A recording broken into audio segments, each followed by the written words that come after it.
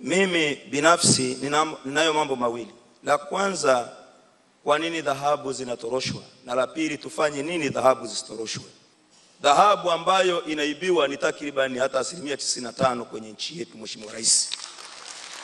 Ndo tunataka. Mimi nilikuwa nimekaa kama nimeugua nilipoona ratiba inasema tutafanya majadiliano. Mheshimiwa Rais ukiwa nje umeondoka. Lakini Mungu akubariki sana uliposema tufanye majadiliano ungali ndani. Mheshimiwa, mimi ni mwinjilisti. Nilisema sitazungumza upande wa dhahabu mpaka atakapopata fursa ya kuzungumza mbele ya Rais wa Jamhuri ya Muungano wa Tanzania. Kwa sababu nilisema kabla sijaongea nitauliza, unaniruhusu niseme ukweli mbele yako kwa manufaa na maslahi mapana ya taifa? Na kwa kuwa umesema tuseme ukweli, Mheshimiwa, ndio maana nimesimama niseme. Kama taarifa ya FEMATA inasema tuna watu takribani milioni 6 sasa wanaoshughulika na mambo ya madini. Ukiangalia upande wa dhahabu pengine wanaweza wakawa wengi. Ukichukua hata watu milioni 5 tu au watu milioni 1 katika upande wa dhahabu ambao wanaweza wakapata wastani wa gramu 10 kila mtu, katika watu 1000, watu milioni 1 wakapata gramu 5 tu, Mheshimiwa Rais, maana yake kwa siku tunavuna tani 5 ya dhahabu katika nchi yetu. Lakini nataka nikuhakikishie yawezekana kwenye rekodi za serikali hii tani 5 ni ya mwaka au miezi kadhaa. Hii ndio inatoa picha kubwa jinsi gani tunaibiwa. Ninaposema tuchukue watu milioni 1, ninamaanisha hata kashi au GGM apate gramu 1. Maana yake ni nini? Hata atapata gramu nyingi amugawie mtu mwingine ili tupate wastani wa gramu 1 per day. Hii ni tani 5 katika watu milioni 1, kwa kila mmoja gramu 5, Mheshimiwa Rais. Hii ndio inayoniumiza sana moyo wangu. Naomba leo niseme wazi mbele zako. Najua hivi ninavyoendelea kuongea watu wanaanza kufikiri nataja mtu. Sijui anayeiba, ila nataka kuonyesha kitu fulani. Kinachofanya dhahabu iibiwe, kodi zilizopo katika nchi yetu ziko juu ya mtaji na faida yote kama utazilipa kwa halali. Naomba nionyeshe mfano mdogo halafu nimalize nitoe mapendekezo nikae, Mheshimiwa Rais. Ukishaipata dhahabu, tuachane kwanza hujapata dhahabu. Hizi gharama zingine hizi zote tuachane nazo. Tuzungumuze ninayo dhahabu mkononi, kuna kodi hizi. Ya kwanza ni service levy. Yaani maana yake nimeuza dhahabu shilingi milioni 1 kwa siku ya leo kwa mfano. Nina service levy ambayo sheria yetu inasema 0.3. Maana yake shilingi 300, shilingi 300,000 katika ile milioni 100. Kodi ya pili inayofuata kutoka pale inaitwa royalty 6%. Maana yake katika ile milioni 100 natoamo milioni 6 kupeleka serikalini. Ukitoka hapo kuna kodi inafuata inaitwa inspection and clearance fee 1%, zinafika 7.3%. Hii zamani kimsingi ilikuwa ni kwa ajili ya watu wanao export out of the country, kutoka kwenye nchi yetu kwenda nje. Leo hii imeletwa kwetu sisi, hii 1%. Ukitoka hapo unamalizana, hiyo yote inatozwa upande wa madini, unaingia upande wa TRA. Kuna 5% ambayo inaitwa withholding income tax. Hii maana yake ni kwamba wewe nikija kukuuzia, Mheshimiwa Rais, dhahabu ya milioni 100, tukisha maliza biashara wewe unaihold ile milioni 5 inabaki kwako, ndivyo sheria inavyoelekeza, anaikusanya yule mnunuzi.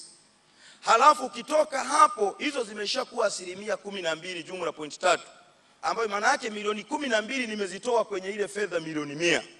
Ukitoka hapo kwa sheria yetu ya Tanzania ya VAT inasema kwa mauzo yanayofikia milioni 100 kwa mwaka lazima usajiliwe VAT. Sasa dhahabu unaweza ukauza dakika 5 milioni 300. Kwa hiyo una sifa za kuingia direct kwenye VAT. VAT inatozwa 18%. Na hii VAT inamaanisha kwamba niliyekuuzia wewe, Mheshimiwa Rais, kwa sheria za nchi yetu uchukue milioni 18. Yaani dhahabu gramu 1300 kwa bei ya leo soko la dunia inasoma itakuwa shilingi milioni 100. Sheria yetu ya Tanzania inasema nikisha kuuzia wewe shilingi milioni 100, uchukue milioni 18 juu ya hiyo milioni 100 unipe mimi, ili milioni 18 niipeleke serikalini, Mheshimiwa Rais. Hiyo ndio sheria ya VAT. Huwezi ukadi value kwenye gold kwa sababu gold ni limited price. Ile bei yake inapangwa kidunia.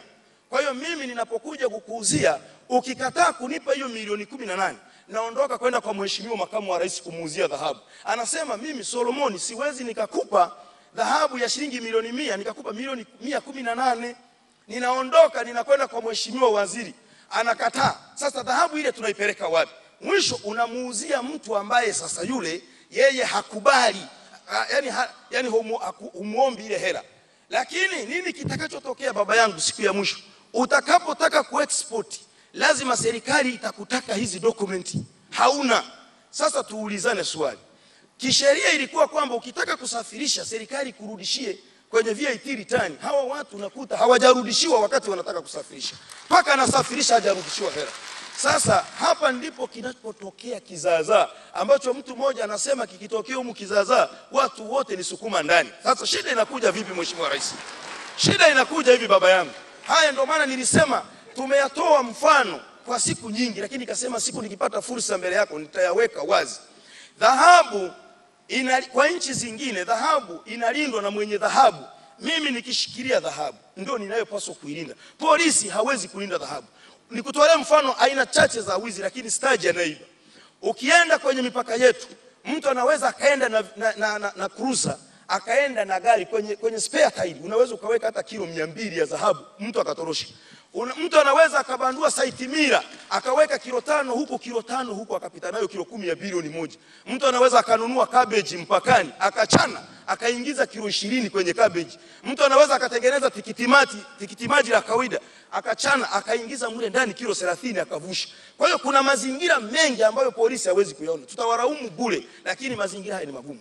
Mheshimiwa Rais, nataka niwe wazi leo, ili kwa sababu watu hawataki kuwa wazi, na leo tumekupata. Hatujajua Mungu atatusaidia tena siku gani nyingine tuzungumuze na wewe ukayaone matatizo yalivyo. Na tunataka tuweke na mapendekezo, kwa sababu siwezi nikachangia hivi alafu nikose njia ya kusaidia taifa kwamba mheshimiwa tufanyeje. Lakini nimalize kwa kusema mheshimiwa, mipaka yetu hii iko, ukienda kwa mfano Kenya, Ninamanga pale kuna maaskari pengine na Sirari Tarime. Sehemu zingine zote mipaka yetu tuna mahusiano mazuri na nchi zetu. Watu wanatoka huku, jioni asubuhi wanakwenda huku, unasaga mashine ya huku, watu wanakula huku, harusi ya huku mnakwenda. Kwa hiyo dhahabu zinaweza zikapita kwa njia yoyote ile. Wala vyombo vya ulinzi na usalama viko vizuri sana, lakini watu hawa hawawezi. Ninaomba niseme Mheshimiwa Rais, kwa kuishia hapo mambo ni mengi lakini watu ni wengi. Tukipata nafasi ya kuzungumza kwa utaratibu, tukihitaji tutasema, ili kwamba kusaidia taifa. Maana kazi unazozifanya bilioni 23 unazipeleka shule za msingi, watoto wetu wanasoma na shule za sekondari. Unatengeneza ndege, unanunua ndege. Mheshimiwa Rais, lazima tukusapoti. Siyasemi haya kwa sababu tu mimi unatoka chama unachotoka, simaanishi hivyo. Mimi ni Mtanzania, lazima niyazungumze haya mambo unayoyafanya. Nani asiyojua? Watu wanachukia hapa. Kuna watu wanataka kuhujumu dhahabu. Haiwezekani tutoe. Unaenda kwenye mkoa Mheshimiwa Rais, wanakusomea taarifa kwamba tunakusanya kilo 150. Ukiangalia ule mkoa kabisa, kilo 150 ni ya masaa 6 au siku moja. Moyo unauma. Sivyo, serikali inatoa taarifa ambayo sio sahihi. Dhahabu zilizopo ni nyingi sana. Wadau wanajua. Ndio maana uliposema tujadiliane, watu walipiga makofi baba. Watu wanajua dhahabu hizi ziko wapi. Wadau wanajua, hawa wadau. Lakini napenda nipendekeze Mheshimiwa Rais. Mimi mapendekezo yangu yako mawili. Muda wetu ni mfupi. Nimesema tukipata nafasi tutayazungumza. Pendekezo la kwanza ninalopendekeza. Wewe zungumza tu, zungumza. Na asante. Mheshimiwa Rais, mimi ninaomba niseme, katika dhahabu tuliyopo nayo Tanzania ilikuwa inatosha kufikia pato la uchumi hata 50% kama itakusanywa vizuri, na zaidi ya 50%. Kwa sababu gani? Watu walio wengi leo unaweza ukakamata hapa watu. Kwa mfano jiulize, mkoa unatoa takwimu, uliza mikoa sasa hivi ya serikali. Wanatoa takwimu kwamba mpaka sasa tulipo mwezi huu tumekusanya labda kilo 180. Lakini huo mkoa ukikamata wezi siku mbili wamenunua kilo 400 au 300. Maana yake nini sasa? Kwenye huo mkoa. Mbona hii dhahabu, wenye dhahabu hawajawahi kuibiwa? Kwa nini serikali ndio inaibiwa peke yake? Nani mwenye dhahabu aliwahi kuleta kesi mahakamani mheshimiwa, tangu huko mbunge na waziri, kwamba ameibiwa dhahabu yake? Nani anyoshe mkono? Kwa nini serikali ndio inayoibiwa? Hao wadau wanajua kuna sumu ziko moyoni. Unamfuata afisa, unamwambia tukifanya 1 2 3, kwa sababu sisi tuko chini hatuna pa kusemea. anakuambia huwezi kuifundisha serikali kazi. Sisi tupo kwa ajili ya kutekeleza sheria. Hizi vitu vinaleta maswala. Kwa kuwa ni mkubwa unaamua kunyamaza kimya. Hata unakuwa hauna shida ya kujua jina lake huyo afisa ni nani. Kazi ziendelee. Mimi nataka nitoe mapendekezo mbele yako. Jambo la kwanza, mimi ninaomba hawa watu Mheshimiwa Rais wako field miaka 40. Wako field kwenye dhahabu miaka 30. Hawa wadau tangu miaka ya 70 kuna watu baba wangu wako humu miaka 70.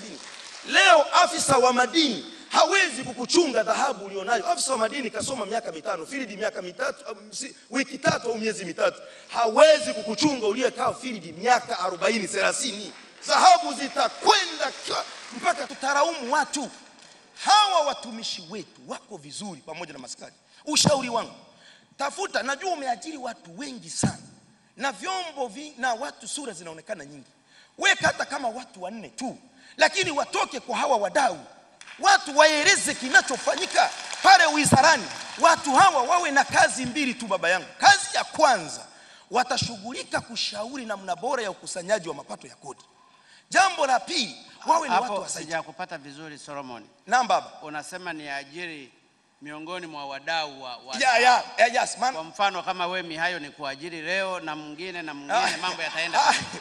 Mheshimiwa Rais, ninachomaanisha itakapokupendeza, lakini ninachomaanisha ni kwamba hilo twende hapo hapo, kwa sababu mimi kukuajiri naweza nikakuajiri leo hii. Asante Mheshimiwa Rais, itakuwa vyema. Asante Mheshimiwa Rais. Ninachomaanisha kwa mfano sasa, baba nikupe mfano katika hilo. Kwa nini nasema watu watoke humu hata wachache? Mimi nilikuwa mjumbe katika ile kamati uliyoielekeza Kayunda Mheshimiwa Nyongo pale Mwanza. Wakati tuko kwenye ile kamati, nilienda kuuliza watu, mnatoroshaje pale airport? Kwa sababu mimi si mdau, nataka kwenda kuongea kwenye kamati. Wakasema hivi, pale pale airport pale, zile mashine zilizoko pale airport, tunayasema haya hadharani kwa sababu hata siku ile tuliyasema na mbele yako upo. Zile karatasi tulizoelekezwa sitazitaja. Lakini nikaambiwa hivi, pale airport ukienda na karatasi za namna hii ambazo unaweza ukanunua hata shilingi 5,000, ukizifunga kwenye madini, mkafunga madini ndani, ukienda pale unapita hata kwenye begi bila mtu yote kujua. Nilichokifanya nikaondoka direct kwenda kwenye ile kamati kutoa hayo mawazo. Kwa sababu tulikuwemo na kamati ya ulinzi na usalama, vyombo vyote walikuwa makini sana watu wale. Na hii ndio maana tunaipongeza sana vyombo vya ulinzi na usalama vya nchi yetu. Viko vizuri sana. Nilipofikisha taarifa ile chini ya mwenyekiti wetu John Bina, moja kwa moja kamati ikasema twende airport tukaimprove. Tukanunua lile karatasi Mheshimiwa Rais. Karatasi ya 3,000 unaweza ukafungia hata dhahabu ya bilioni 20. Tulienda na ile karatasi na madini ya almasi, tukaenda na ile karatasi na madini ya dhahabu pale airport ya Mwanza. Tulipofika ni sehemu moja tu palidetect kwamba kuna madini mule. Sehemu zingine tulipita na ile madini kwa sababu tulikuwa tumetoa taarifa kwenye vyombo vya ulinzi na usalama vile tulivyonavyo kwenye kamati, lakini pia kwa wale mamlaka ya airport pale. Ndio watu wakagundua, na ndio maana hatua zilichukuliwa aidha kwa haraka sana kutengeneza zile mashine. Hayo tumeyapata sisi wadau kutoka huku chini. Yako mambo mengi ambayo hata kwa sasa tuwezi kuyasema hapa Mheshimiwa Rais. Hilo ni pendekezo langu la kwanza, kwamba lazima umeajiri hawa kwa sababu ya qualification ya taaluma. Pata sasa ya qualification ya field, watu hawa ambao wako kwenye dhahabu waeleze kwa uchungu hii dhahabu inakoenda. Haiwezekani Tanzania izidiwe dhahabu na nchi zingine. Na wakati Tanzania hawa ndo wanaosafirisha sisi kwenda kwenye zile nchi. Kuna vitu vya ajabu Mheshimiwa Rais. Angalia juzi serikali imetoa tamko baba. Na hii ndio maana tunasema umefanya vizuri sisi tuzungumze. Serikali yetu imetoa tamko kwamba hakuna carbon kuchomwa mkoa tofauti na mule zinapotokea. Hasara iliyoingia hapa ni nini? Hasara iliyoingia ni kwamba tulikuwa tunapata dhahabu ya kutoka nje. Wakongo walikuwa wanaleta illusion za hapa. Kenya wanaleta illusion za hapa Tanzania. Huku wapi huku na nchi zingine za jirani. Ilipotamkwa ile kwamba hakuna mkoa mwingine kwenda kwenye mkoa mwingine, waliokuwa wanavusha pale Msoma kuleta Mwanza wote walifeli. Hakuna Mkenya anayeleta sasa hivi dhahabu. Wale carbon walikuwa wanakuja wanaleta, wakisha leta anaweza akatoa dhahabu hata ya bilioni 1. Akitoa bilioni 1, royalty ile 7%, milioni 70 analipa. Dhahabu inasajiliwa imetoka Tanzania, inaondoka inakwenda. Ile yote tulikata. Sisi tulisema hiyo ni sawa kwa sababu serikali imefanya hivyo, na serikali pengine imechunguza hilo, imeliona ni zuri. Na sasa hivi tumesharudi kwenye mtandao, kwenye mikoa yetu mambo yanaendelea vizuri. Kamati za ulinzi na za usalama na mikoa ziko vizuri, hakuna wizi kule. Sasa hili ndio pendekezo langu la kwanza. Pata watu kama ulivyomwelekeza Mheshimiwa Stanislaus Nyongo, tukatoka kwenye sekta vitengo tofauti, wale wa kwenye madini tukaja. La pili, naomba kodi hizi mbili Mheshimiwa utamke kuziondoa kama itakupendeza. VAT na withholding tax. Kodi zingine zote hizi watu wanaweza wanaweza wakaendelea nazo. Kwa sababu gani? VAT hata kama benki kuu itanunua, na kuambia ukweli kutoka moyoni, kama itanunua na VAT haitafaulu. Yani leo hii ni kuuzia dhahabu ya milioni 100, alafu nikwambie nipe milioni 18 juu. Yeye ataenda kuuza wapi? Otherwise arudishiwa kabla haja export nje baba yangu. Kwa hiyo haya ni mambo yaliyopo na tunayo mengi ya kusema. Acha tu baba niachie watu wengine, lakini nakuamini wewe kuna kitu ambacho utafanya kutokea mkutano huu. Mungu akubariki sana. Mimi ni mwinjilisti. Asante sana.